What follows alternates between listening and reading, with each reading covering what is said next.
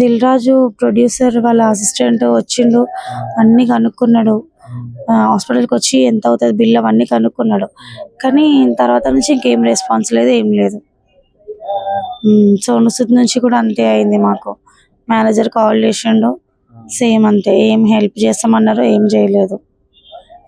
విశ్వక్సేన్ తను మాత్రమే చెక్ పంపించిండు, తను లేకపోయినా గానీ ఎంత పంపించాడు అక్క విశ్వక్సేన్?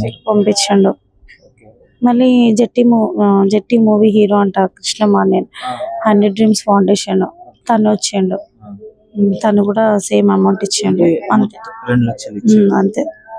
ఇండస్ట్రీ నుంచి మొత్తంగా మీకు విశ్వక్సేన్ గారు ఇప్పుడు జట్టి మూవీ హీరో కాకుండా ఇంకా పెద్ద పెద్ద బడా బాబులు ఉన్నారు, మంచి ఇండస్ట్రీలో పెద్దలు ఉన్నారు, ఎవరు రాలేదు అక్క? ఎవరు రాలేదు, ఇవ్వలేదు.